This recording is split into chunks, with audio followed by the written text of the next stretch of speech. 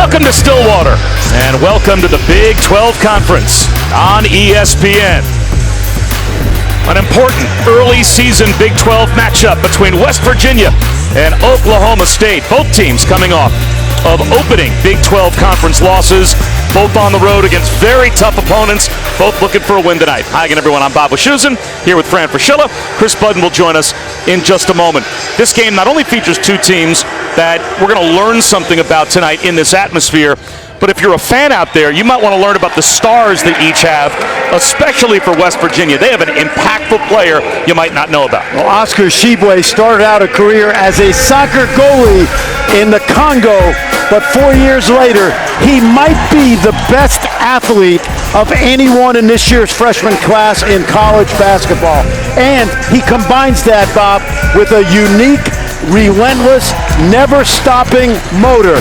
On the other side, speaking of motor, Mike Boynton, the coach of the Cowboys, is excited to have Isaac Ice Likely back in the lineup. 7-0 with him to start the year. He missed a month or so with illness. He's back in the lineup, and the way I describe him is a linebacker playing point guard. And Chris Budden is with us as well. And Chris, it is impactful for them to have Ice Likely back. It is. It's just his third game back after missing 4 weeks with an illness. In fact, he didn't even start practicing until a week ago today. He told me, hey, my endurance is great. I feel 100%. But when I asked Coach Mike Boynton how he was feeling, he said, hey, he needs to realize that when you miss 4 weeks, you have a little bit of a setback. That's kind of the point he was making of the last game against Texas Tech. He says he hopes to see a lot more out of him today. One more health issue. Thomas DeZalgo is out today for the Cowboys with the flu. So that is their leading three-point shooter that Mike Boynton is missing, but he has his real X-factor player in Ice Likely on the floor, and those numbers were stark. He makes an impact at the offensive end and at the defensive end. Oh, Bob, in New York earlier in the year in Brooklyn when they won the preseason NIT tip-off, how about this? 26, 5 rebounds, 8 assists against Syracuse, and he is a dominant player playing downhill. And is this the year that Bob Huggins finally becomes a Hall of Famer? He is a Hall of Famer, but at some point he needs to be officially stamped that way. He's been nominated. He's heading in that direction, and it wouldn't surprise me. 8th all-time in wins in college basketball history. And number 4 among active coaches. Oklahoma State lost their opener. Tough place to play on Saturday at Texas Tech. West Virginia lost their Big 12 opener. Tough place to play on Saturday in Lawrence. So both need a bounce-back win tonight. No doubt, and defending the home court in this league, critical. Every home team won to start the Big 12 on Saturday.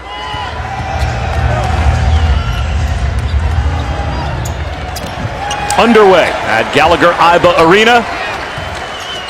Oklahoma State averages about 70 points per game. And West Virginia, they're a different offensive team this year as well. They're averaging well over 70 points a game at about 73.5. Well, they are, and they are a great defensive team. A little too strong off the window for Yoranat. This West Virginia defense can defend any team in college basketball. Great save in the corner. Laurent gets it to an A, and he misses the jumper. By the way, first rebound for Oscar Tshiebwe. First possession. Not a shocker.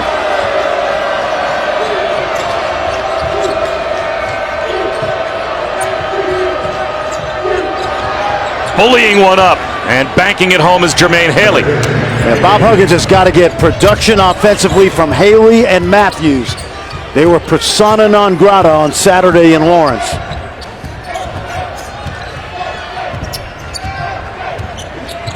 Likely with a backdoor feed and throwing it down is Cam McGriff. A terrific dime drop by Likely. And to watch him on the defensive end because he can cause issues. But that energy is there to start.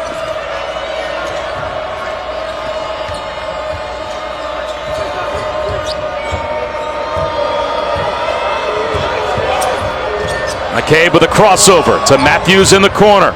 Rainbow jumper won't go, and the rebound is pulled down by Lindy Waters. Waters for 3. That's a brick. Yeah, that's a tough shot. I don't think he needs to take that shot early in the shot clock. Haley steps back. That's off the front rim. Offensive rebound for Shibwe. He'll go right to the goal. A little too strong off the window. And McGriff's got it in traffic. Likely with the hit ahead. And Laurent couldn't track it down. Well, Likely thought Laurent should have went to the basket, but watch this setup right here. This is a set play, double backdoor, and a great find by Likely. McGriff throws it down.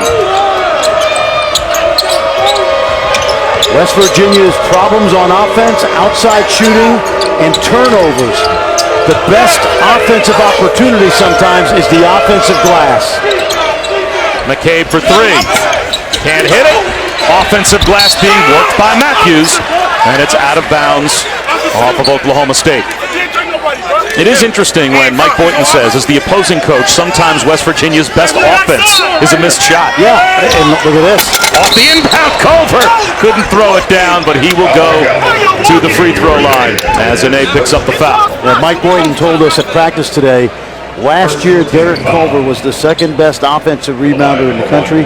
This year he's the second best offensive rebounder on his team. Well, Shibwe grabs 1 out of every 5 West Virginia misses. 21% of their misses he gets off the offensive glass. Number 1 in America in offensive rebound percentage for an individual, and as a team, they're 6th best, rebounding nearly 40% of their misses. And now Shibwe's called for a foul. And that's his biggest problem is cheap fouls. He's got to learn to stay away from those and stay on the floor. But to add to your point, Bob, that rebounding percentage is the best in the last 5 years in college basketball. 1 out of every 5 misses. That's amazing. Yes. I mean, there's a lot of bad luck involved in just where you are on the offensive glass and where the ball bounces to. So it's almost as if every time the ball bounces in his direction, he's got a great chance to come up with it. Going backdoor again was McGriff, but this time he couldn't handle the pocket pass. Well, one thing a great coach once taught me, Sonny Smith, who coached Charles Barkley at Auburn, design your offense with the missed shot in mind, because if you shoot 40% and you have an offensive rebounding philosophy, you have a chance to get some of those 60% of the misses back, and that's West Virginia.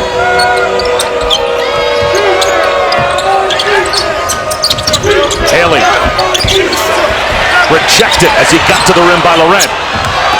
Likely a foul. Culver get tangled up. It looks like a reach-in foul is going to be called on Lindy Waters that will put Derek Culver at the line.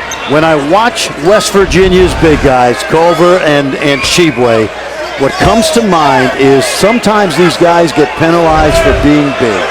And you say, well, what do you mean by that? They're so big and athletic that sometimes they absorb contact that the average player can't. And so they're not rewarded for it. I think every coach that ever had Shaquille O'Neal always said that about him. The number of fouls that he got called for, or the number of times he was fouled, and he just shrugged it off and didn't get a call as a result of how big and dominant he was.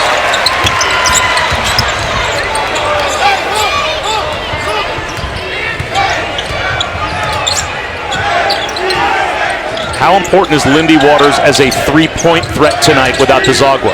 Well, he's critical. He's a career 41% shooter. The thing he can do now is create for others, and you see it right there. Offensive rebound, though, for Ine. With Likely out, Waters had to handle the ball more, and that made him more effective. And Likely took an extra step. That's the 3rd OSU turnover. This will not be a pretty game offensively, Bob, because both of these teams are excellent defensively and, quite frankly, have some deficiencies on the offensive end. Little zone now by OSU.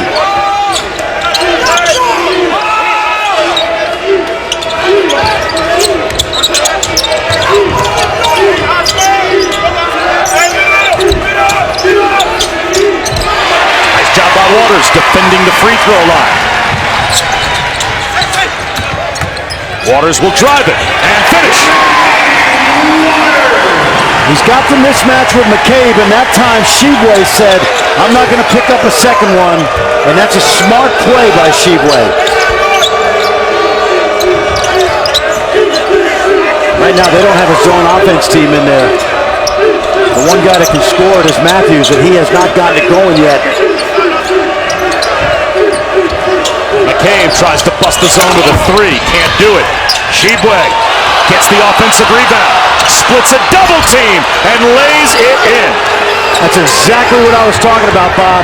He had to work to get that rebound. Got bounced around a little bit. Still got to the rim.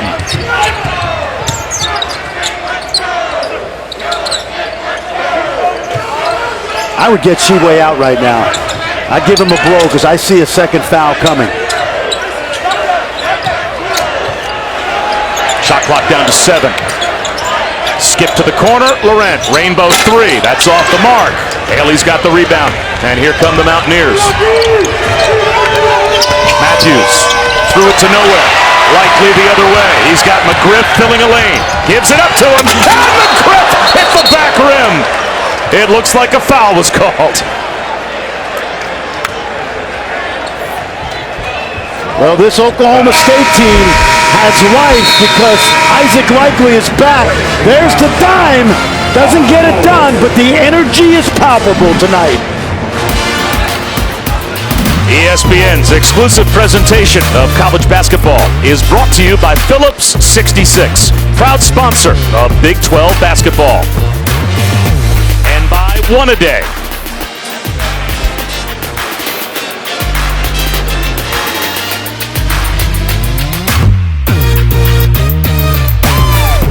Oklahoma State has a lot of freshmen on their bench, but at least on the floor, they know they're getting back their starting five from last year. It's good balance. 3 seniors who've been through a lot of Big 12 wars.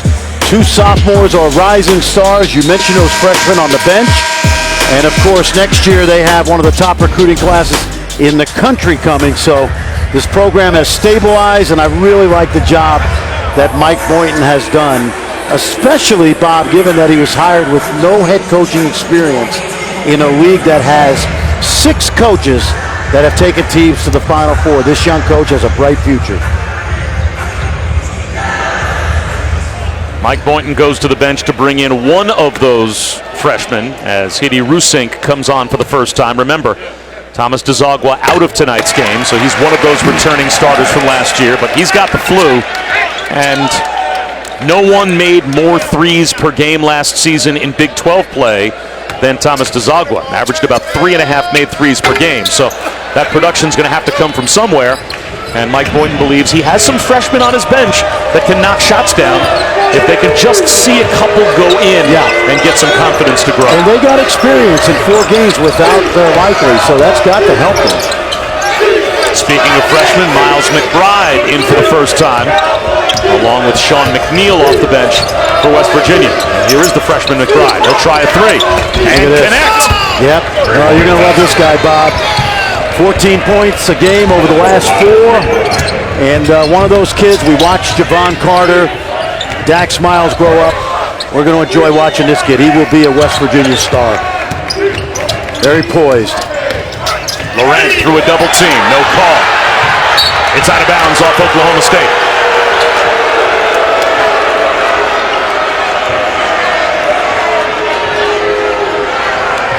One thing I love about Mike Boynton is his demeanor on the sideline.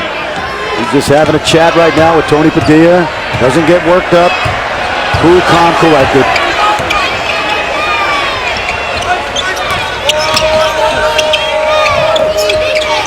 Neal from the corner. Air ball. Falls into the hands on the weak side. No foul called. As Osaboyan found an offensive rebound. One-handed. You know, this kid can't score if you left him by himself in the gym. But what energy, offensive rebounding, and the defense. He's out there mainly for his energy, the Arkansas transfer. Likely goes right at McNeil and muscles it up and in. That's a little bit more like the Likely that the Cowboys saw early in the year. That's that strength. Logan route seals inside. Gets double teamed underneath. Finds a cutter in Haley. That runner won't go. Rusink pulls down the rebound. Likely tied up. McBride gets dirty on the floor with Likely. That's the kind of game we expect it to be, and it's a held ball. Oh yeah, this kid comes out. He comes from great lineage. Cincinnati Moeller High School, where Jackson Hayes was actually the role player on a team that Miles McBride starred on. Last 2 state championships at Moeller, and this kid is a winner. And an undefeated last season together in a state title. 29-0 that team went. Great background. Dad played at Xavier. Mom played tennis at Ohio State. Fran Huggins was telling us he's one of the toughest players that he's ever recruited. He played high school football, was an all-star quarterback, had a lot of looks actually as a quarterback, but then suffered a pretty severe ankle injury, and that's when teams started not to look at him anymore, and that's when he decided, I'm not playing football my senior year, I'm going to focus on basketball. Credits West Virginia for staying with them through the recruiting process despite the injury. And no question, Chris, if anybody has connections in the Queen City, it's Bob Huggins. He spent a long time there at the University of Cincinnati.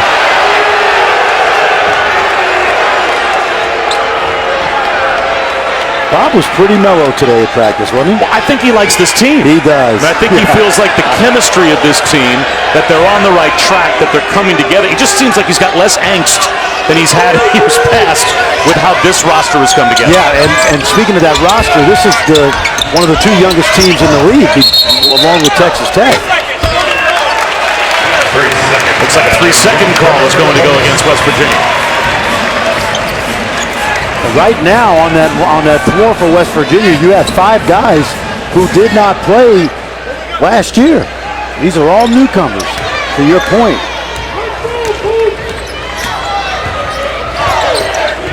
A mild version of Press Virginia, as Miles McBride is picking up the defensive intensity out near midcourt. Avery Anderson, a freshman, kicks it to the corner. McGriff. And he turns it over. Oh, look at that hustle. That's what Ossaboyan does. McBride for 3. That line drive comes up short, and McGriff pulls it down. Spin move by Avery Anderson. Lindy Waters, Rick for 3. He is off so far tonight. It's unusual. 2 junior college transfers out there. Sherman on the drive. And it looks like an offensive foul will be called on Sherman. The veteran McGriff stood his ground. West Virginia with the early 3-point lead.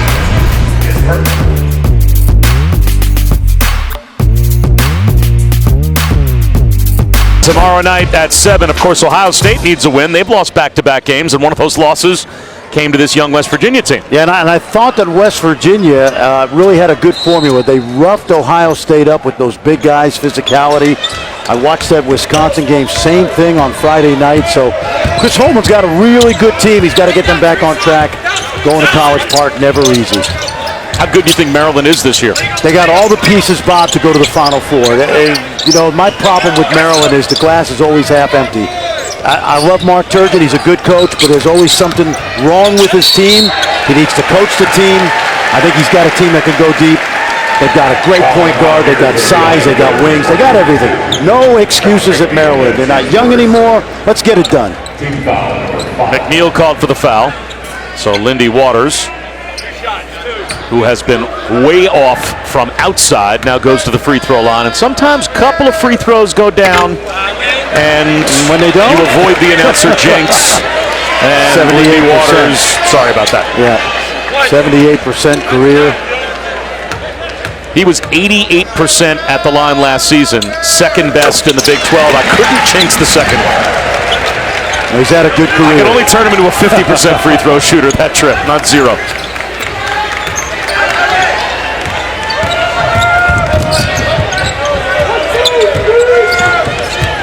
Good news for West Virginia. Sheblay's only got 1 foul. He averages picking up about 6 fouls for 40 minutes, so they got to keep him on the floor. Aaron pass from McBride. So the 2 freshmen combined for the 5th West Virginia turnover.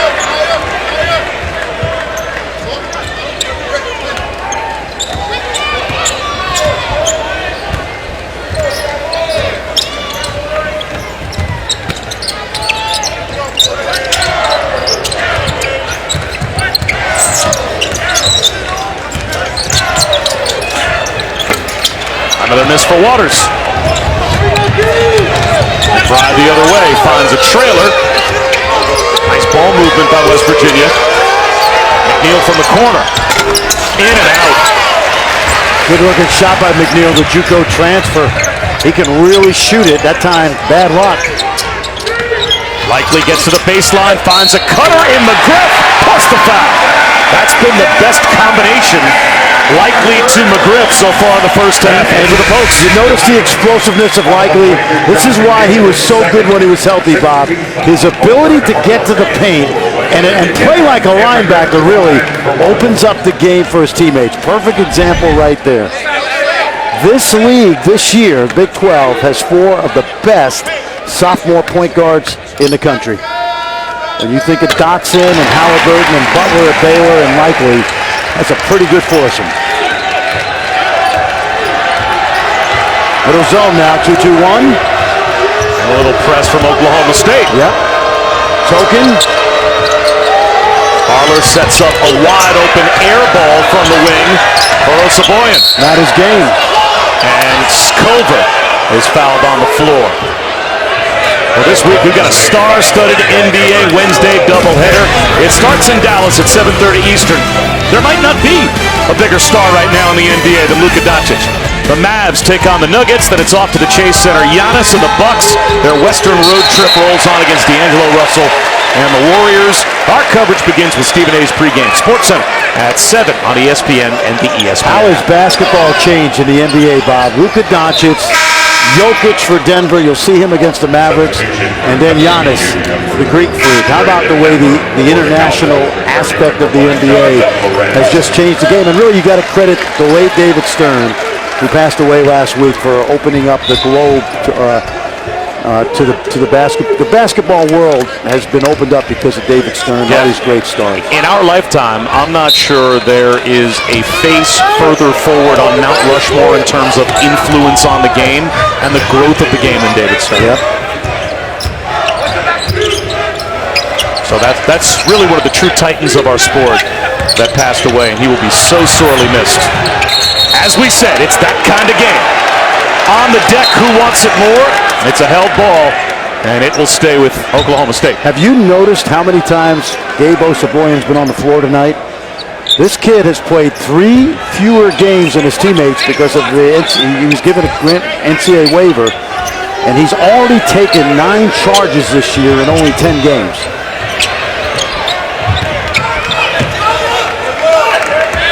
We were talking to the coaching staff today about him, and they said he's a Hikes kind of guy. Shot clock down to 7. Anderson a long way from the basket. At the elbow, a contested jumper. Does not get the roll, but a foul will be called on West Virginia. Yes. Oh, no, check that. They're going to call it on Oklahoma State. If Kissinger originally said it was going to be a foul, keeping it at that end of the floor, but then he changed the call to Laurent. Well, watch Rusing, too. He pushes in, goes over the back. You could have 2 fouls on that play. But that's the job that Cowboys are tasked with tonight, trying to keep those behemoths. How's that? That a good word? That was good. Behemoths off the glass. With a zone now. Again, nobody's in rhythm yet offensively. Backdoor cut. Harler off the side rim. And it's out of bounds to Oklahoma State. Got to make that shot. Good pass off inside. Chase Harlow's having a good senior year. Hit a critical shot against Ohio State. Got to make that layup. So many different lineup combinations we've already seen from Bob Huggins. Yes. This team is going to win on its defense and rebounding, and they're going to have ugly nights offensively. But their defense and rebounding is as good as any team in America. McGriff has his pocket picked. It's on the deck again. It's another held ball, and this time it's going to go back to West Virginia. There's a feel for this team that we didn't see a year ago. The effort, the energy. Last year, those guys played like they were in, polos and khakis, and they're gone. They didn't do the dirty work. How about that look? No look to Harler underneath, a bullet, and a beauty of a pass from Taz Sherman.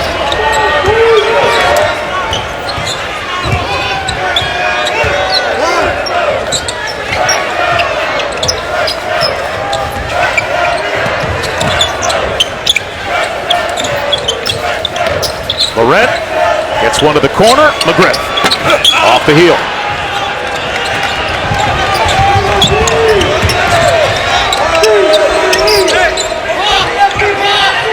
Back to man now.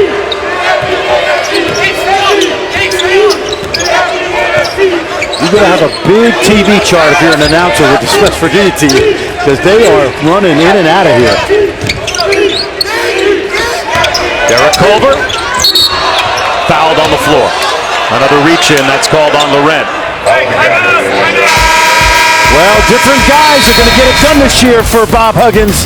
Taz Sherman, junior college transfer, dropping it in. Chase Harler, hey, he's a veteran.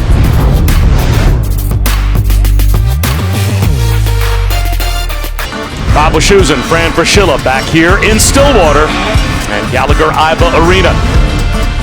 It's a fun college town to visit if you ever get the chance to come to an Oklahoma State game. And it's a program that has been reinvigorated by Mike Boynton there. They're starting to believe that they have the makings of a team that could be a real factor in the Big 12 this year. Yes, they have a great recruiting class coming in. Remember the name, Cade Cunningham, point guard, 6'6", and he is the number 2 ranked high school player in the country according to ESPN. 6'6" point guard. He and Likely are going to terrorize people on the perimeter the way Shibwe and Culver do it inside. Lindy Waters trying to use size to his advantage, goes right at Napper, trying to post him up, fades away, knocks it down. He's good at that. 6'6". He's gotten better right there at creating his own shot over the course of his career. Little zone again by OSU, so they're just trying to throw the curveball at West Virginia. Osaboyan to Harler, that's in and out. Offensive rebound, Culver. And it looks like a foul is going to be called on Yorenet. Mike Boynton voicing his frustrations with his team in that last timeout, telling them, I need you guys to do your job. You're not listening to me. They kept saying, if we guard, they will break down before we do. So just continue to guard. Yeah, and continue to keep these guys off the glass. And Derek Culver, who just got that last rebound, he had 36 rebounds in 2 games last year against Oklahoma State. 21 in 1 game.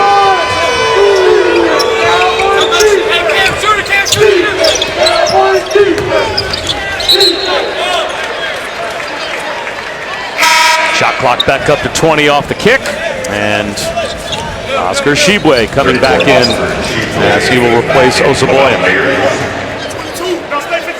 Shibwe and Culver, Bob, they're not go-to scorers. They get it done on the offensive glass. They haven't really been a big factor tonight in terms of scoring baskets.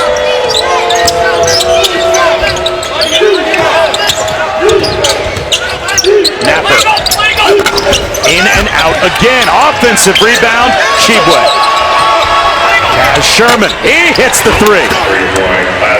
West Virginia offense. That's what we call the dagger 3. He got the rebound, he gathered himself, he couldn't go right up, he kicked it back out to the open man. Napper with a bump on Likely. Yeah, this is something they practice, Bob. Take a look. We call it the dagger because it really sticks a heart in the heart of the defense. There's the rebound. Now watch Sherman get out to the line, and there's the kick out, too late on the closeout. And it's something they work on again. Go back to what I said earlier.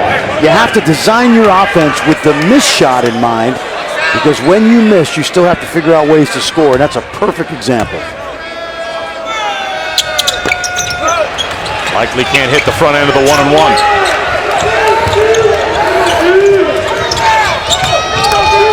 Napper floats one up, it goes down, plus the foul.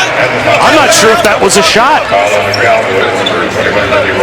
Let's take a look at this and see, was he throwing one up to the rim thinking one of the big guys was going to go dunk it in? I think he just threw it up there with one eye open and hoped it went in, and it did.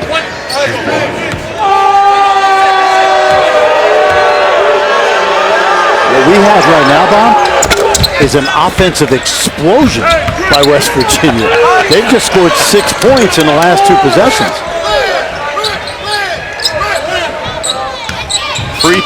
Three-point shooting numbers make you want to avert your eyes a bit. But it's a 5-point lead for the Mountaineers.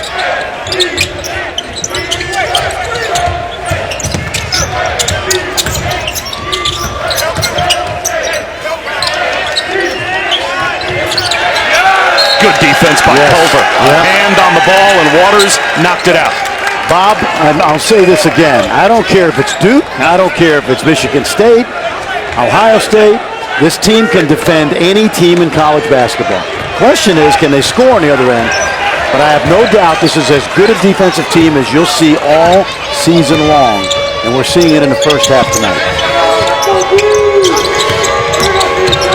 Napper scoops, a little too strong. Likely the other way. In transition, Waters still can't buy one. Harler fights for the loose ball and comes up with the rebound. Napper attacks, gives it up to Culver. He can't finish, but he will go back to the free throw line. And tomorrow night on ESPN and the ESPN app, a Big Ten SEC doubleheader for you. Number 11 Ohio State takes on number 12 Maryland. That's the Sonic Blockbuster at 7 Eastern. And then John Calipari and number 14 Kentucky square off with a Georgia team in Athens that just beat Memphis. And Georgia, almost surprising, they didn't get a little more love in the top 25 today. That's at 9 Eastern, so that's your doubleheader tomorrow night. John Calipari is going to take a young team into Athens to play an even younger team that Tom Crean has. And you're right, that was I don't know if a signature win is the right way to say that, but to beat Memphis, a team I really like, in Memphis, a great win for Tom Crean as he builds that program. And to your point about West Virginia defensively, their last 2 games, they play Ohio State and Kansas. Now, Ohio State and Kansas are going to be able to score. Yes. They lost at Kansas, still held Kansas to 60, and they beat Ohio State, held them to 59. Look at this. Napper, Likely. They come together, and Likely's got the loose ball, and then draws the foul. So that will put Likely back at the free throw line as Brandon Napper is tagged with his second. Yeah, the one thing that Oklahoma State has right now is they have a guy just as tough as West Virginia's guys, and that's this guy, Likely, who is everywhere. He has made a huge jump, Bob. I was up in Colorado Springs for the under-19 USA basketball trials for the World Championships, and Bruce Weber was the coach. The coaching committee, the selection committee, didn't know much about this kid. They knew all the high school Americans. Bruce Weber went to the mat for this kid and Tyrese Halliburton, and those guys were the experienced players on a team that won a gold medal in Greece. But his toughness really permeated throughout that USA team. And so far this season, Likely and Halliburton are the only 2 players of the Big 12 averaging 4.5 rebounds, 4.5 assists, and nearly 2.5 steals. Oklahoma State's made it a 3-point game, trying to get the crowd into it.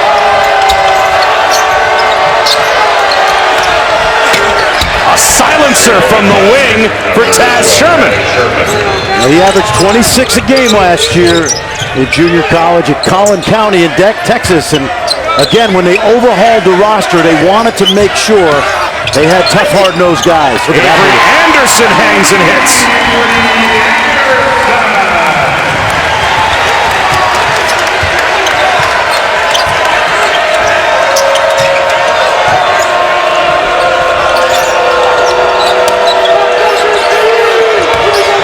Culver tries to play bully ball with the left hand, rolls it off the rim.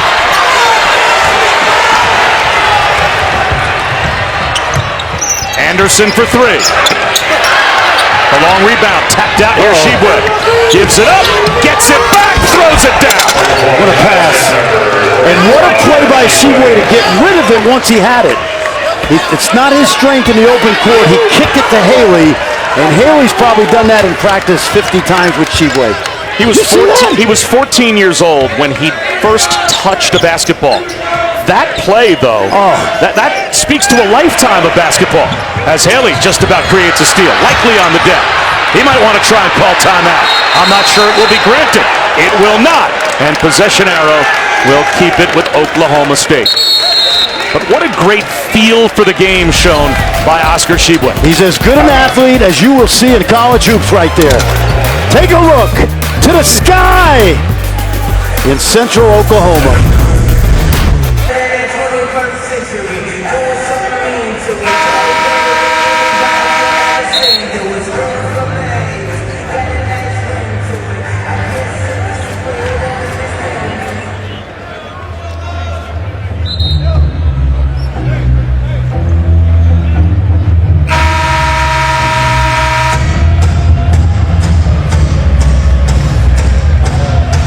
I think, Seth, that they only with their defense and rebounding, they can get to a Sweet 16. And they can do it without offense, Bob. You know what I mean?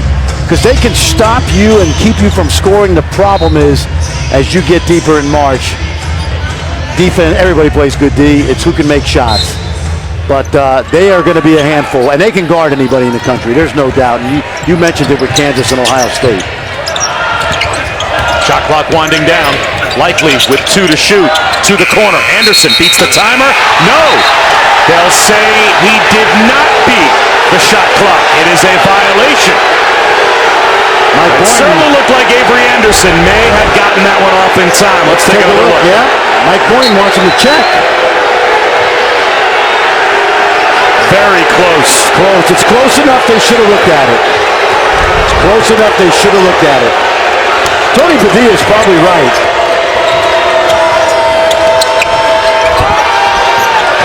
Sherman, short. Well, the problem I have with West Virginia is they don't have anybody you feel can make 2 shots in a row. And that's a shot Taz Sherman's got to make. And to give Bob Huggins confidence that he can play him and get him some offense.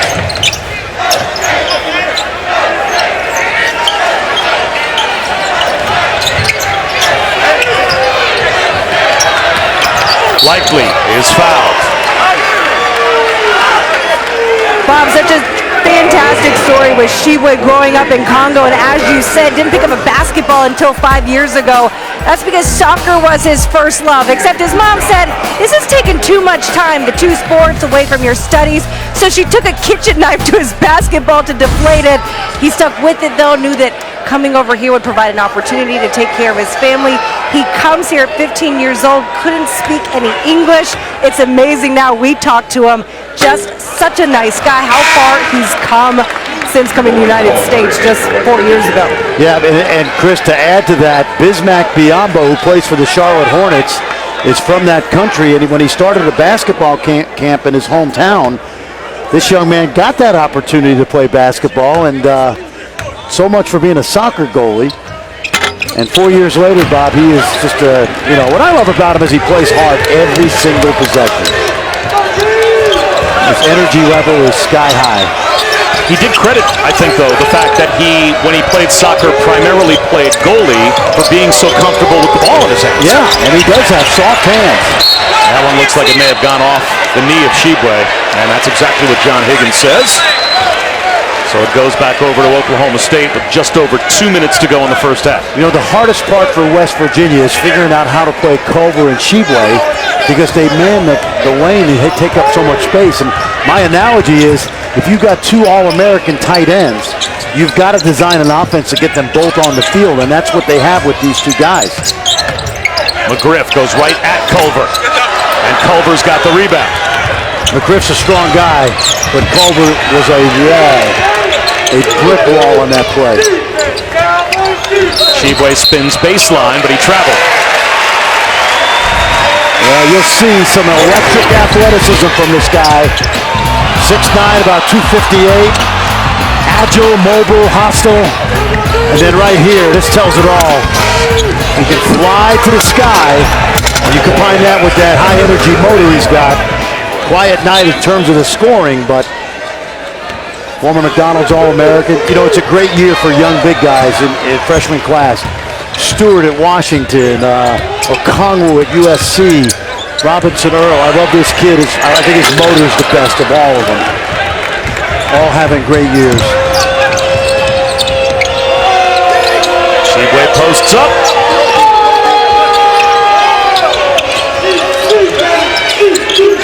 And now it's Culver on the other side through a double team. Forces it up with the left hand and gets the roll. So that was good defense.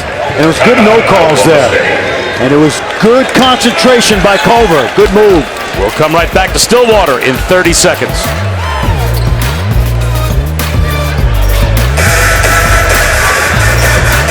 Talking about Oscar Shibwe, but don't forget Derek Culver, about 6'11", 260. Good, strong move, good footwork, no foul. And Bob, this is what these 2 big guys have got to deal with every single night in there. Constant attention, double teams, triple teams. And I'd love to be that big. I wish I was that big. But when you are that big, it's not easy getting operating position in the low post against good defense. Talked to Bob Huggins earlier today about Derek Culver, and he said his growth has just been incredible. And Chris Button said, well, in what way? He said literally in every way possible. As a young man, as a student, as a basketball player, I think he's really proud of the progress that he's made. Yeah, I thought last year he didn't know what he didn't know, and now he still doesn't know a lot, but he's way more coachable. And the effort on the floor has been outstanding. Here's McGriff picking up his dribble with 5 to shoot. Straight away, a rainbow, and that is way off the mark from Chris Harris. About a 6-second differential. And a timeout will be called by Bob Huggins to set something up for what looks like West Virginia's final possession of the first half, as Oklahoma State now 0 for 10 from behind the arc and only 17 points on the board. Part of that is the loss of Desagua, who's suffering the flu tonight, but the other part, as we talked about, I've seen Bob Huggins' teams for a long time. You know what makes a great coach, Bob? We talked about Press Virginia for 4 years with all those guards, right? More guards than Fort Knox. They have a different kind of defense now, anchored by those inside guys. They're every bit as effective. They don't turn you over as much, but they're not giving you second shots. And a great coach has to be able to do that, play differently depending on his talent.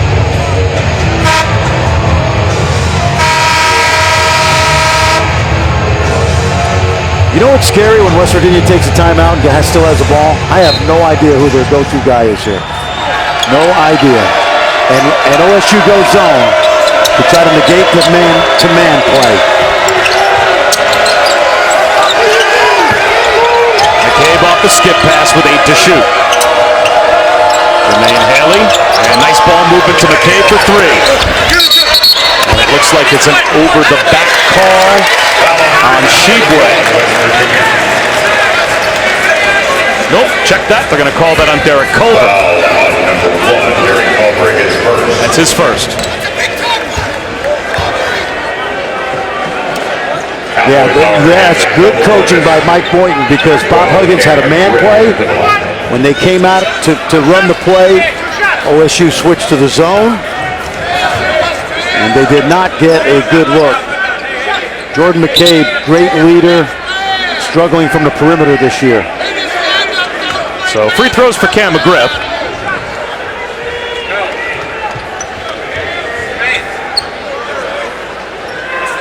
West Virginia over the double foul limit, although only 1 foul apiece for Culver and Shibwe. So you have to figure, especially on the road, for Bob Huggins, if he can get to halftime and those 2 guys have 1 each, that's a win. I would have taken one of them out right now, just so one of them doesn't pick up a second over the back. But what I would do right here is give this ball to Deuce McBride, get out of his way, and let him go. But look at Oklahoma State does. They go zone to slow him down. Just let Deuce operate. 5 seconds to go in the half. McBride. Yes! What a way to end the half for West Virginia, as they've got a 28-19 lead. I think Bob Huggins heard you. That was a good substitution. That kid can get his own shot. He's got the hit factor, and that is a huge shot to end the half. And it just feels in this game like more than a 9-point lead as we go to Chris. Coach, what have been the challenges for you offensively in that first half? We played worse, I think, but I can't remember when. I mean, we didn't pass the ball, we didn't shoot the ball, we didn't do anything. We didn't run offense. On a topic you might be more pleased with, your defense, what's allowed you to keep them under 20? We did a better job moving our feet. I mean, we've got guys that can move their feet. We just got to get them to do it all the time. Appreciate it. Thanks, Coach. 28-19 for Bob Huggins. We thought he played better than that. Hey, but they got Deuce in the game, Absolutely. And Deuce got loose. McBride knocks it down. Time for the E-Trade halftime report with John Brickley and Seth Greenberg. John? And welcome back to the Big 12 Conference on ESPN. Just about set for the start of the second half. The first half between West Virginia and Oklahoma State, at times, looked like that. Young players making mistakes. The freshmen, though, they played a huge role. Bob Wischusen and Fran Fraschilla. Chris Budden will join us in just a moment. Both of these teams have freshmen they want to lean on, especially Bob Huggins. In our Capital One rewarding performance, his two most impactful freshmen made big plays. Oh, yeah. Well, remember, we talked about the roster turnover from a year ago. Oscar Shibwe and Miles McBride. Here's Shibwe. Remember, 4 state titles combined between these two guys. They know how to win, and in the first half, they know how to give the Mountaineers an offensive boost. This was big at the end of the half, and he has the it factor of Miles McBride. Let's go over to Chris. Yeah, Mike Boyne told his team at half, this is exactly where we were Saturday against Texas Tech, down by about 8 or 9.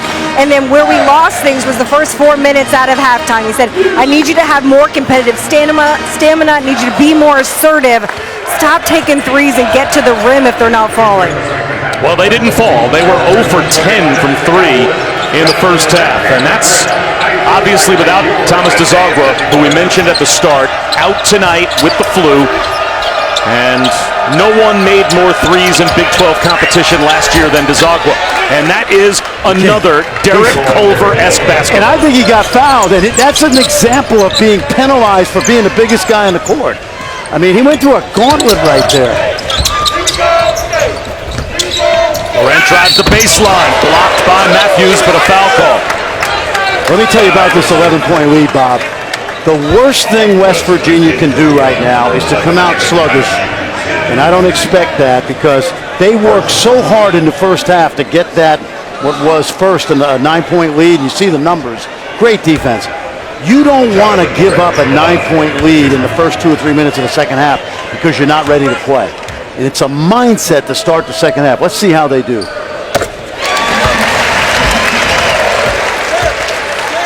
Well, for a young team off the bench, we mentioned all 5 starters for Oklahoma State are back this season, but they've got a grad transfer here in Jonathan Laurent that can be a stabilizer as a veteran presence off the bench. Absolutely. He played 2 good years at Rutgers. Last year at UMass, shot almost 50% behind the arc. He's got a good challenge tonight. Opportunity to earn some minutes without DeZagua.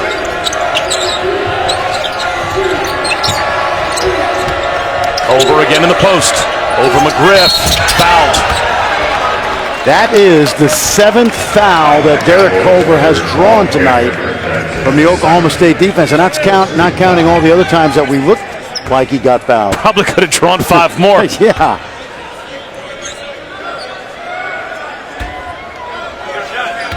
Derek Culver last season shot 129 free throws. No one in the Big 12 went to the line more often.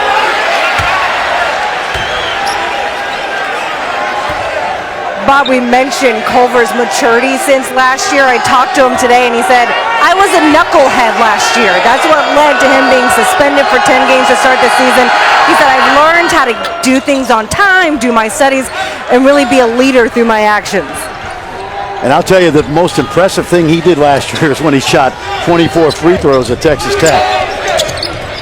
He's starting to put it together, there's no doubt.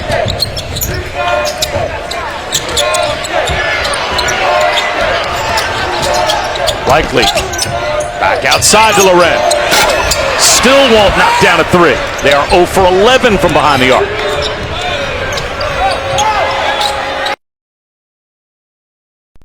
Hook pass from Culver to Matthews.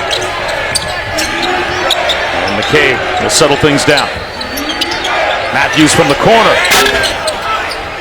Offensive rebound, Shibwe, but he was on the end line.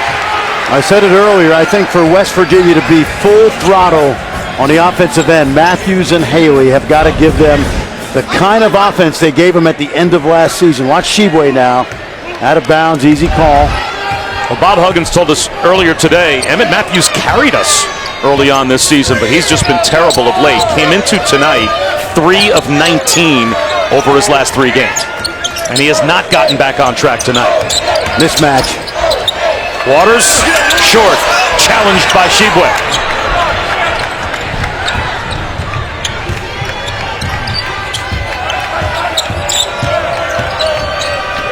See, he's got to shoot that.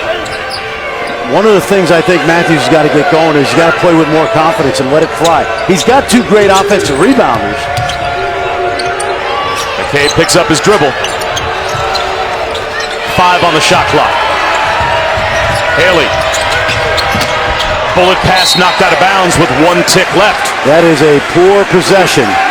I would have rather Matthews shot that ball early and let Sheboy and Culver just dominate the offensive glass. What do they have in their back pocket right here? Late clock play. Look at this. Matthews from the corner, but he didn't get it off. That was a pretty quick clock.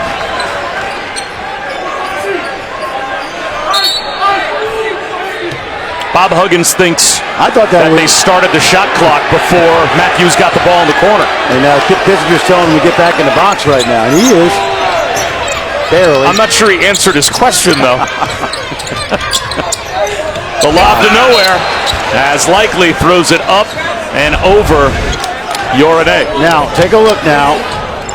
That's quick. Now, I have to tell you that because there's no tenths of a second here, that clock thing by rule is crazy. So they may have gotten it right. This West Virginia offense, man, it drives me nuts. I think it drives the head coach nuts sometimes, too. And 3 seconds will be called again for the second time tonight on Sheboy. They're like the monsters of the Midway on defense.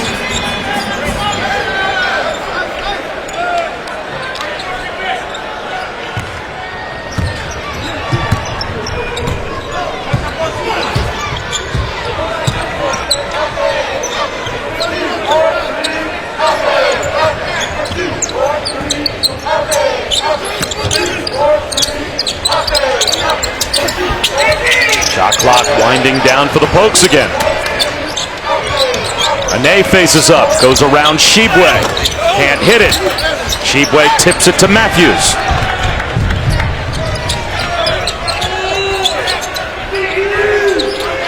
Culver down low to Sheboy. Pretty good tandem. High-low right there. Nice job by McCabe to get that offense started with the pass to Culver. Timeout called by Oklahoma State. A 12-point lead for West Virginia in a low-scoring game.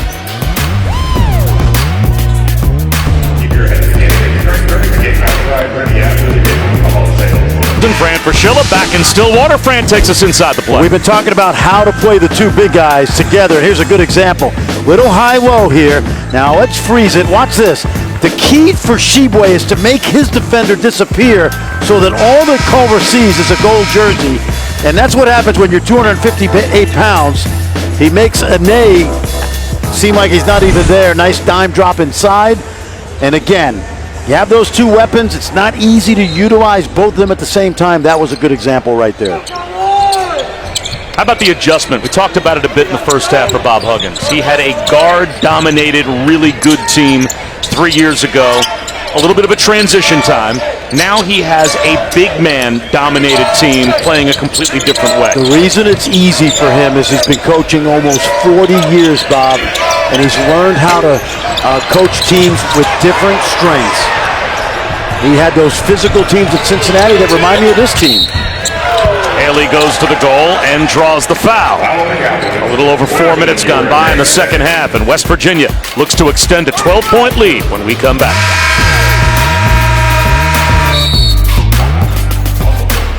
At 8 Eastern, 5 Pacific on ESPN and the ESPN app. It's the College Football Playoff National Championship game presented by AT&T. The Mercedes-Benz Superdome in New Orleans will feature Joe Burrow and LSU against Trevor Lawrence and Clemson. And some of our basketball analysts weighed in. You like LSU. Let me tell you I'm on something. the other side of that debate. I like Clemson. You know when LSU season turned around? Bill Walton likes everybody. You know when I was a LSU fan? 3rd and 17 in the 4th quarter in Austin, and Joe Burrow hooks up with Justin Jefferson for 61 yards. The old LSU, right, with a lead like that, would have handed the ball off and punted. They went down the field, 61 yards, game over. It's a new LSU, there's no doubt. But there's something to be said for having who I think, if tomorrow every player in college football were eligible for the NFL draft, no matter what Joe Burrow did this year, Trevor Lawrence would be the #1 pick in the draft over everybody in college football every day of the week and twice on Sunday. And by the way, he's never lost. You know what? I don't disagree with how good Trevor Lawrence is, but I'm going to tell you, Joe Burrow had a season in college football that might not be duplicated for a very long time. As historic as it gets. Yeah, 55 touchdowns. I think Joe Burrow is going to be a great NFL quarterback. And he's going to probably go to a team that he grew up about 2 hours from, the Cincinnati Bengals, Athens, Ohio, right down Route 50. I think Joe Burrow is going to be a better NFL quarterback than Trevor Lawrence myself, and I'm in the minority. You are in the minority. That kid's You're in the minority at this table. Yeah, but you know what? Tom Brady went in the 6th round, so who knows? Absolutely. Ashibwe is able to draw the foul.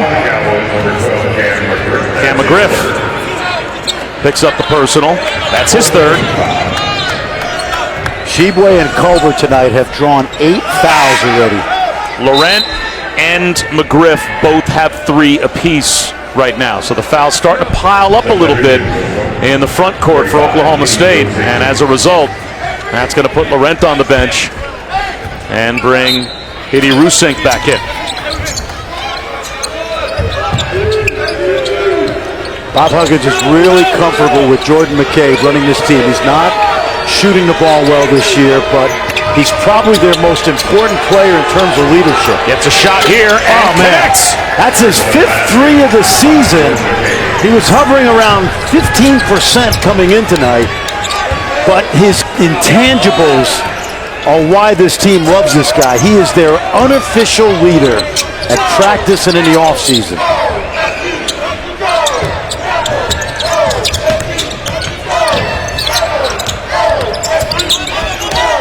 Likely to the corner.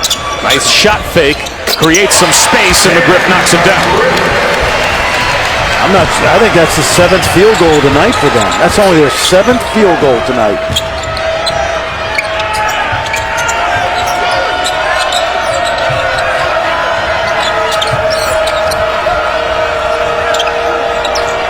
That's a foul.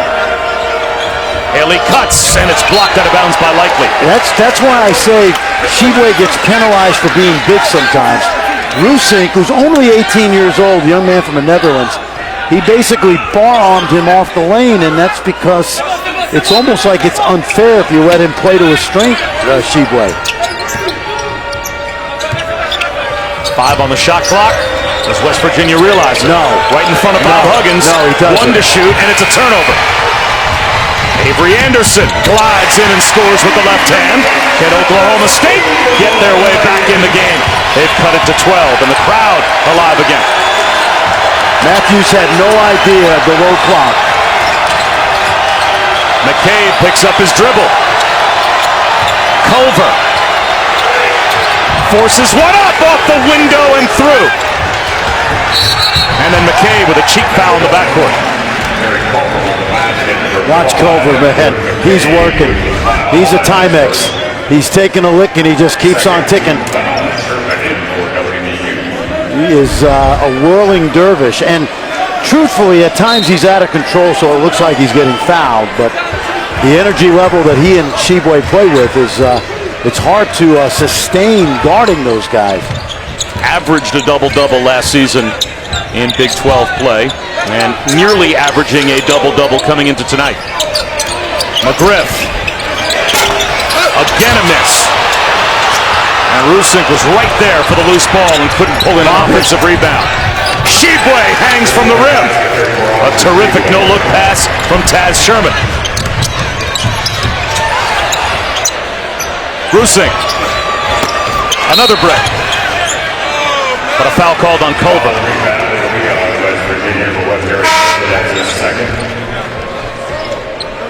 You know that Bob Huggins has played. He played 12 guys in the first half, Bob.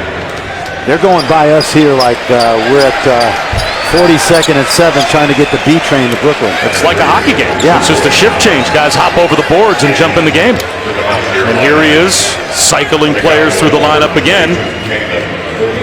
Cycling his way into a Hall of Fame berth here in the next couple of years. Nominated. on his way to 900 wins.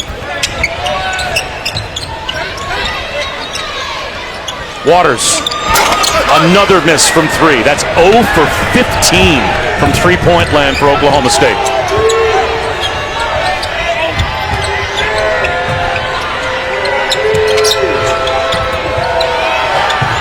The loose ball, tracked down by Osaboyan. That three won't go from the wing for Sherman. That's actually not a bad possession because Sherman gets the shot up and then they just go run and try to get the offensive rebound.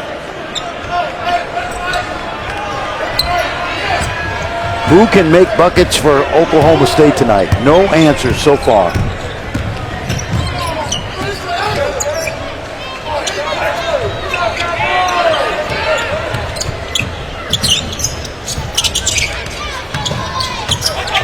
Waters lost it out of bounds, knocked out by the Mountaineers. Osaboyan got another deflection right there. He's Mr. Deflection for them, isn't he? He is, yeah. 53 deflections on the season in 9 games. He's handsy. Waters. In and out, it hangs on the rim, but at least on the offensive glass, there's a putback opportunity for Caleb Boone.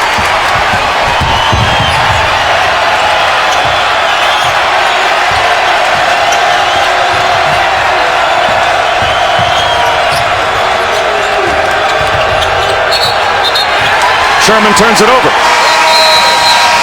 Well, you said the unofficial leader for West Virginia is Jordan McCabe. And when we come back, Chris Budden is going to tell you how playing in Grandpa's backyard taught him everything he needed to know about basketball.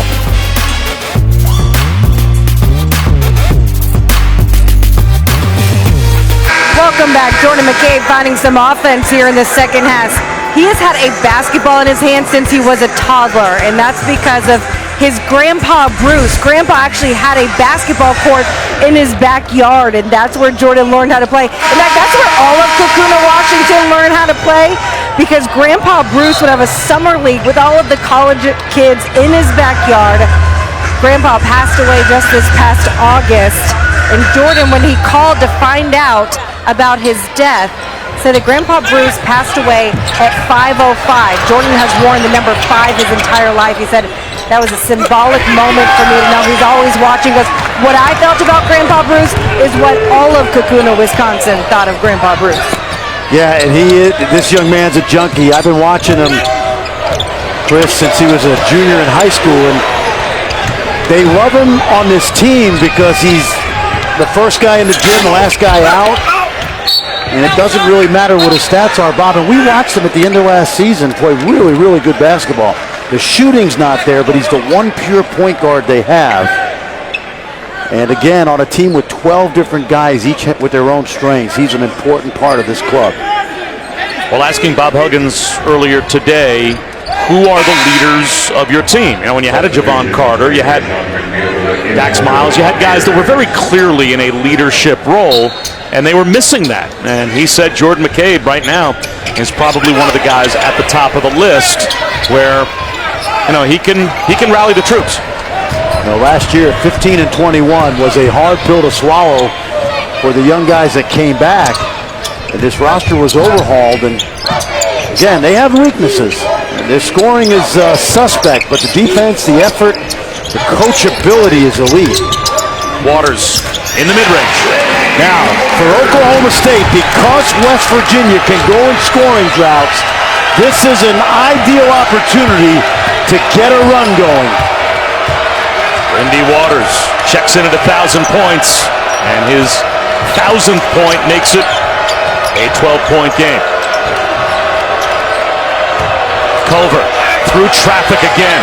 Waters has the loose ball. Bob Huggins can't believe that a foul wasn't called. I got to tell you now, I cannot figure out from game to game what a foul is and what isn't, because there's a lot of contact on that play. Now, you say, well, what about on the other end? Well, Oklahoma State's not playing as physically inside. They don't have that kind of team. And that is a foul that was called on McNeil. Easy call, open court, hand on him. Each team with 4 so far in the second half. You got a good crew out here, but it's hard to referee these big kids. Likely offensive foul. And there's Osaboyan taking the charge. Big 12 now on ESPN Plus is a must-have if you're a Big 12 basketball fan. The exclusive home for number 3 Kansas and Iowa State Wednesday at 8 Eastern, 7 Central, as well as Texas-Oklahoma State in Stillwater on the 15th, and number 17 West Virginia and number 22 Texas Tech on the 29th, both at 8 Eastern, 7 Central. You can sign up today at ESPNplus.com/Big 12. And I'll have that rematch on Big 12 now. Likely leans in, gives it up, hanging and banking it home is Caleb Boone. And all of a sudden it's down to 10. I like the toughness that the Cowboys are starting to display. And for West Virginia, you never know when they're going to go cold, because this is not their strength, this end of the floor.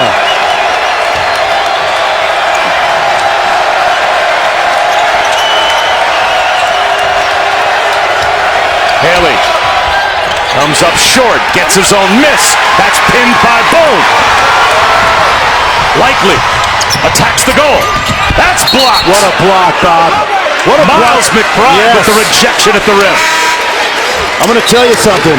Jermaine Haley is playing soft on the offensive end.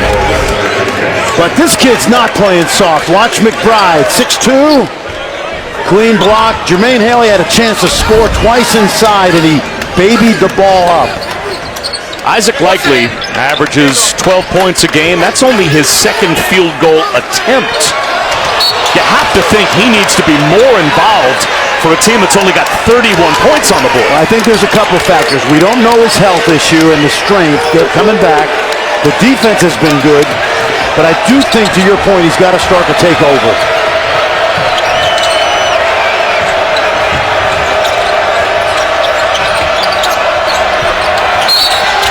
Plus the foul. Big time post up. He made Rusink disappear. And take a look, watch Rusink. He's got to grab his jersey at the end. Great seal move and a great delivery right there by Chase Harler. Oscar Tshiebwe, as we told you earlier, went from not having touched a basketball until he was 14 years old to becoming the Gatorade Pennsylvania Player of the Year and only the 3rd McDonald's All-American to ever play at West Virginia. But he can't finish the three-point play.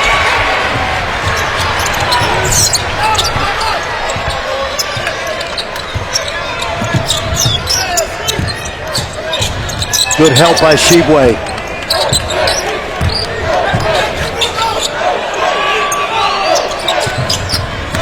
Anderson with the left hand, too strong.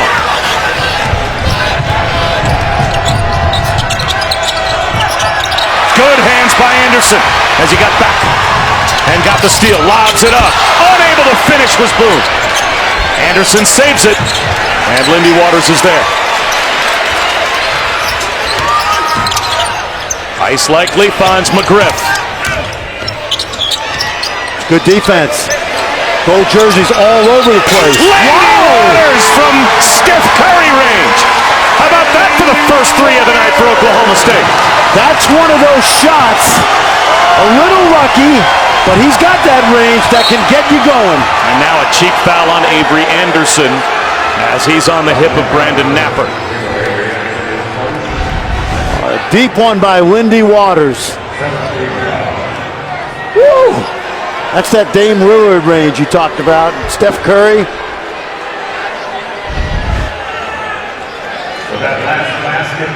First time it's been under 10 since early in the second half. And the crowd now being notified. And Lindy Waters has gone over 1,000 points for his career. Terrific young man, 4-year player from Norman. Very proud of his Native American heritage. That's very big in this state. Now Culver and Caleb Boone. And here comes. That's something we got to keep our eyes on, because Culver threw Boone off of him as the shot went through from Napper. Smart. That's not smart. That should be a technical foul.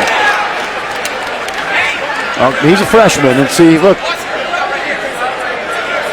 He said, my bad. I think he thought it was still Culver. Yeah, but Huggins took Derek Culver out, and all of a sudden Gabe Osaboyan snuck into his spot, and Boone was still upset. You know what? He didn't have a guy like Osaboyan last year that does so much dirty work. There's not a ton of difference in terms of production, so a smart substitution right there by Huggy Bear.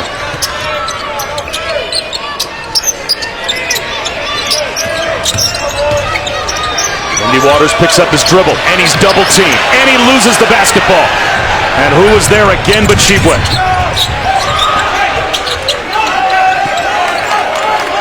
Shibwe underneath, foul. And a nice look from Brandon Napper. West Virginia in control here in Stillwater. Derek Culver, and he comes to the bench and gets into it with his coaches. Well, and I mentioned that you could get a technical for clapping in a guy's face, and they didn't tee him. That's probably wise on their part, but you see Scott Sutton right there saying, hey, love your energy, but can't do this. It's not high school where you won 2 state titles for Tulsa Memorial. He and his brother are going to be terrific players for Mike Boynton. Just got to get a little physically stronger, and tonight he's getting a little test because Derek Culver's back in the lineup.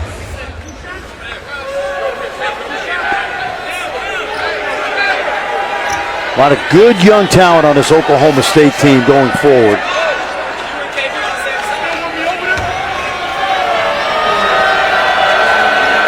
So Shibwe to the line, 63% so far this year. He's got a good-looking stroke, though. He really does. Sometimes when you pick the game up late, you don't pick up bad habits in terms of your shooting. So everything you're taught kind of, it clicks better than trying to correct somebody who's got horrible form. Pretty good.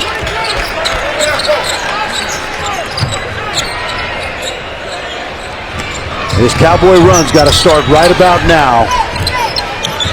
It's not like they're scoring effortlessly tonight.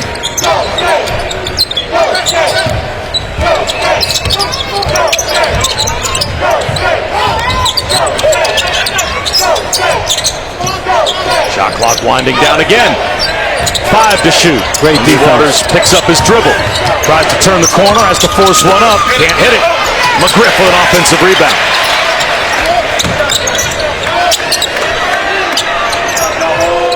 Shibwe has really been in good position on those drives by the guards.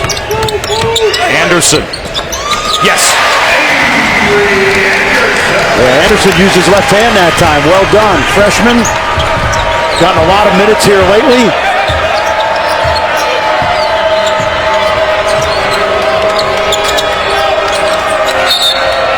Likely a little too aggressive on Harlan. Well, that's that cylinder rule. You can't. That's an easy call. It's the third unlikely. He's got to know better. He's trying to pressure, but you got to give that offensive player room to make a basketball move. A 1-and-1 for Chase Harler, who's only 4 for 11 at the free throw line so far this year.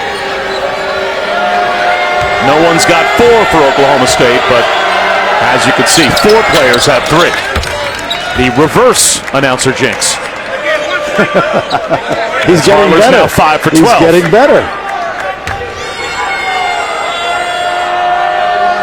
Solid player at a Wheeling Central. It's a school that produced the coaching lives of both Skip Prosser and our good friend, former colleague Dino Gaudio. Great tradition up there in the Panhandle. Now Napper is called for the 5th West Virginia foul on Anderson. Tomorrow night, ESPN and the ESPN app brings you a Big Ten SEC doubleheader.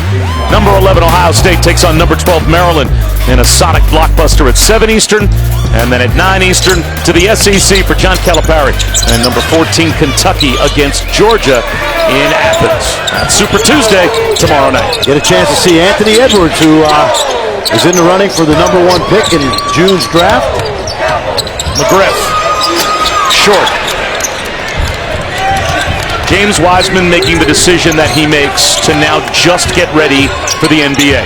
helps him, hurts him, doesn't have any impact on his draft stock. No impact at all on his draft stock. You think he'll be the #1 pick? I think he should be the #1 pick. I think he's in the running. I think he's the best prospect in the country. I like Anthony Edwards. I'm not I don't know about Cole Anthony and LaMelo Ball, R.J. Hampton. We're not going to see those guys the rest of the college season, obviously. Some of those guys have elected to play overseas. But I think James Wiseman reminds me the player he reminds me of the most is a young David Robinson. Now, this is not going to be that good, but in style of play, he reminds me of David Robinson. 7'1", left-handed, athletic, good kid. Anderson through traffic, blocked, gets his own miss. And it's back out to Waters. Waters sets up Boone, looking for a backdoor cut to McGriff, but it's deflected out of bounds with 8 to shoot. Good hands by Culver that time. Culver and Sheboy, Bob, they've stayed on the floor tonight without fouls, and it's been a big factor. And for as aggressive as West Virginia plays, as physically as they play, only 5 fouls so far in the second half. Likely. Does he realize the shot clock's winding down? Gives it up, McGriff. Can't connect. And here's Sheboy. He's amazing. I mean, he's fun to watch. Not only is he a great athlete, and he doesn't know how to play yet, he plays with such a high motor.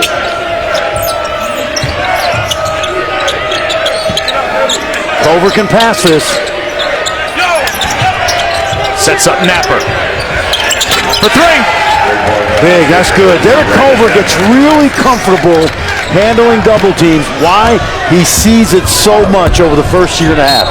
It's like a quarterback picking up blitzes. He's getting better and better at that. 4:50 to go. Mike Boynton calls a timeout. But for a team that's only got 36 points on the board and has struggled to create offense all night, a 16-point lead with 4:50 to go might be way too deep of a hole for the Pokes to expect that they could dig themselves out of. And how impressed are you, again, with knowing exactly what pieces Bob Huggins has to work with, how he forms this kind of overall strategy around this group? If you go back over his almost 40 years as a head coach, this is a Bob Huggins team, okay? Not pretty offensively, and they have been at times in his career, but what you're going to get out of this team is toughness, grit, defense, and I will say it again. This might be the best defensive team in all of college basketball. And I know Virginia's in the mix, but I think this team can guard any team in the country, anybody, and they would have trouble scoring against this defense. And we mentioned it earlier, the style has changed. They're not pressing full court. They don't have the 6 guards, but they do have depth. They have size inside, so make them score at the rim. Foul on Harler. So that's the last foul for West Virginia to give. You know, there's 2 ways to play defense, Bob. One way is to press full court, create havoc, give up turnovers, but you also give up open court, right? The other way is get on that 3-point line, pack it in, and just strangle somebody like an anaconda, and that's what this team does. It's an anaconda. They are grabbing you by the throat, making it hard to score. Now Miles McBride commits a foul. And that's the 7th team foul, so that's going to put Likely at the free throw line for a 1-and-1.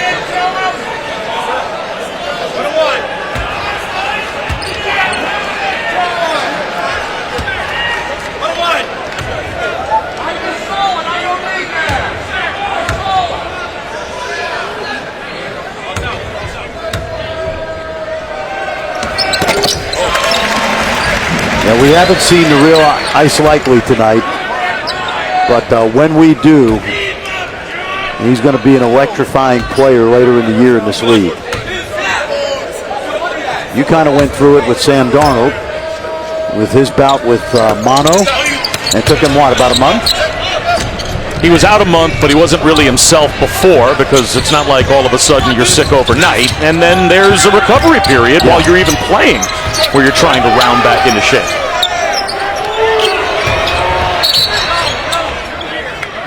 Foul called on McGriff. That will put Culver at the line. Sports Center. Tonight after the Lending Tree Bowl with Steve Levy and John Anderson over on ESPN. Mel Kiper Jr. will join the show with the latest on Tua's draft decision, plus Ed Werder from Dallas. The Cowboys hiring Mike McCarthy. And when will Zion finally make his NBA debut? At SportsCenter after Louisiana, Miami of Ohio on ESPN and the ESPN. Did you get a chance to see Tua this season? I did. And? He's extremely talented. I personally don't think he is, I think the quarterback prospect that many others think he is. I think he's going to be good. I don't think he's going to be great, but I have to be wary if you're drafting him of how often he was injured in college. I hope I'm working at ESPN 10 years from now, because I think Joe Burrow is going to be a better quarterback than people, you know. I get Trevor Lawrence. I just think there's an it factor with Joe Burrow. Oh, I think both could be very good. Yeah, I know that. I'm with you. Here's McBride the other way. Speaking of very good, and that'll be goaltending as Anai tried to reject McBride at the rim. So score the basket for the freshman McBride. 21 points against Ohio State. Take a look. This kid's fearless. He knows how to score. You know, he had 8 points and he only played 5 minutes in the first half. But he is going to be a terrific two-way player for Bob Huggins. He reminds me of Daxter Miles, and he wears number 4.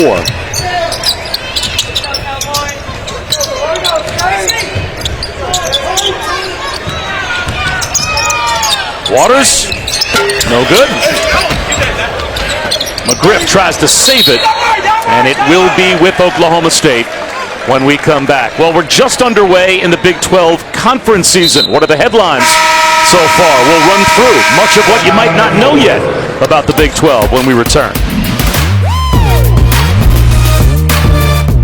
College basketball is brought to you by Phillips 66, proud sponsor of Big 12 basketball.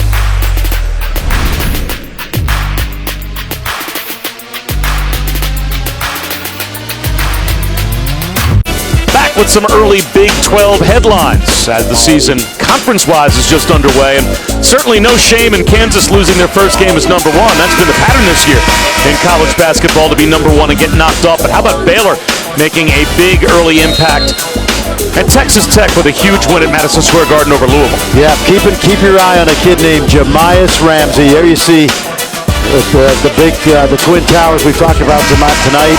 Likely not yet back to 100%. But Andrew Jones, what a great story. 2 years removed from battling leukemia, back in the starting lineup and giving Shaka Smart some punch. I love Kansas. I think Kansas is clearly the best team in this league. But tomorrow night I'll be in Lubbock for Baylor, Texas Tech with your buddy John Shambi. That should be a great one. But I got to tell you, Jamias Ramsey, remember the name. A lot of people are not talking about him nationally. He did not play in the win over Louisville, but he's their leading scorer, Bob, in 6 of the 9 games he's played this year. Kid out of Duncanville, Texas. No, it's still a program, I think, for Chris Beard, that those of us that follow the Big 12, and if you follow college basketball, you realize the culture he's built and what they accomplished by getting to the Final Four. But nationally, it's just not a brand yet. And it takes a little while for a player like that and that storyline to take hold with those that follow college basketball and just try to find out when Duke and Kentucky are playing next. You know where it's becoming a brand? On the recruiting trail, because they are signing some good players. And speaking of brands, the job that Scott Drew is doing down in Waco is amazing. And why do I say that? He has built a program there. They're going to have 10 players back next season. They're sitting 3 guys out who are terrific. It's not year to year is Baylor going to be good. They now have a program that sustained itself over 17 years. And how accurate do you think that preseason poll is? Well, I don't think Texas is 4th right now. I think they need to slide down there below West Virginia.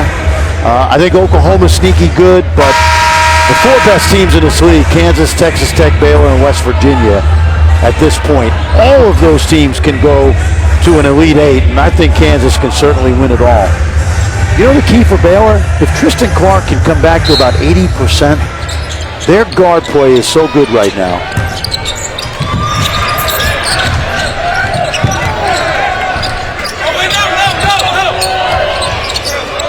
Use the clock, but they got to go now. 5 to shoot. Does McBride realize it? Yes, he does. He does. Culver goes over the back, crashing the offensive glass.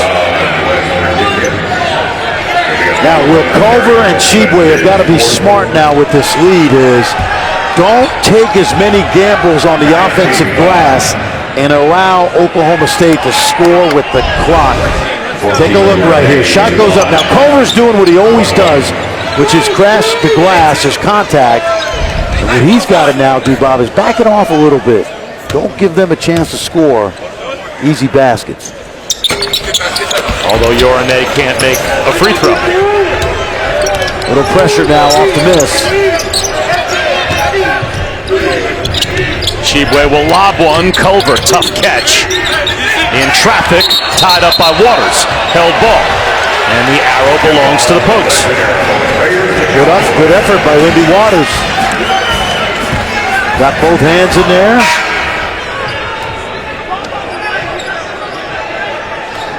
Bob's gotten a good whistle tonight. We've got 3 guys that have worked hard tonight. And Higgins, Kissinger, and Tony Padilla. And we put those headlines up in the Big 12. Early season headlines, maybe a late season headline. We touched on it as well in the first half, is that guy finds his way into the Hall of Fame. Yeah, I'll say this, okay? He's going to the Hall of Fame in the next couple of years. The crime is, and I said this, Eddie Sutton, for him not to be in the Hall of Fame is just, it's horrendous. There's politics involved, I get it. The guy's got 800 wins. He built 4 programs. And if you are going to go based on his problems at Kentucky with the NCAA, then you've got to take about 5 or 6 out of those coaches out of the Hall of Fame, okay? Including those guys that have been in the Big East in the past. Get them out if Eddie Sutton's not in, because he is a Hall of Fame coach. Again, the shot clock winding down. McBride loses it in the corner. Lindy Waters thought about a 3, will drive it instead and draw a foul with 2 minutes to go. So this game is all but decided. West Virginia, it would be a minor miracle if they didn't win, and maybe someday justice will be served and Eddie Sutton will be alongside Bob Huggins. They'll both be in the Hall of Fame. Well, the problem is I'm not sure Coach Sutton's going to be able to enjoy it. Bob Huggins certainly will, God willing, with health, but guy's got almost 850 wins. Took a while for Guy Lewis to get in. It's an East Coast thing. I grew up in the East Coast. I get it. They can't tell me differently. Now, for this guy, it's been a great 2 weeks because they had a 3-game road trip that started with Ohio State and Cleveland. They won, number 2 in the country. They lost to Kansas, and they are going to win tonight. And 6 of the next 8 for the Mountaineers are going to be back in Morgantown. So I think they accomplished what they needed to accomplish in terms of getting 2 quality wins. And there you take a look at some good games coming up. I'll be Saturday in Morgantown, and they will be ready. Just drop the pepperoni rolls off at the table. I shouldn't have said that. Well, talking to the West Virginia folks, they said that their best home crowd is a Saturday night because it gives folks from all the way up in Pittsburgh a chance to come down, not have to worry about work the next day. And, so a Saturday night with a ranked team in their building when it could be an impactful game in terms of who wins this league at the end of the season, it should be rocking. It's going to be rocking. And by the way, they're going to come up from Charleston, too. They're going to make that drive up from Charleston. And great fans in Morgantown. They love Bob Huggins. They're going to love this team this year. This guy played at WVU. He came home. You see he's talking to the athletic director, Shane Lyons. Did I ever tell you that Shane Lyons is from Parkersburg, West Virginia? That is not a factoid that you have shared with me. I think that might be the only one. But no, you have not shared that one with me. My first date with my lovely wife, Meg, 35 years ago. This you told us earlier today. Parkersburg, West Virginia. Yeah, you took her to the mall. I took her to the Grand Central Mall. Wow. We had dinner at Sebastian's. I'll tell you. And the rest is history. You were a catch. Likely throws it off the stanchion, and that is a play that is somewhat emblematic of this second half. And for tonight's player of the game, brought to you by Phillips 66. Why not? Oscar Shibwe with 8 rebounds to go along with 12 points. And he's a handful. He is a handful.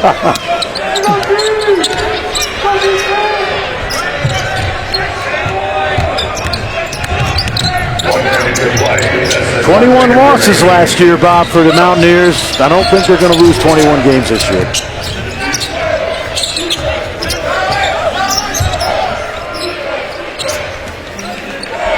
Down to the last 45 seconds. Napper. Back up top to Harler.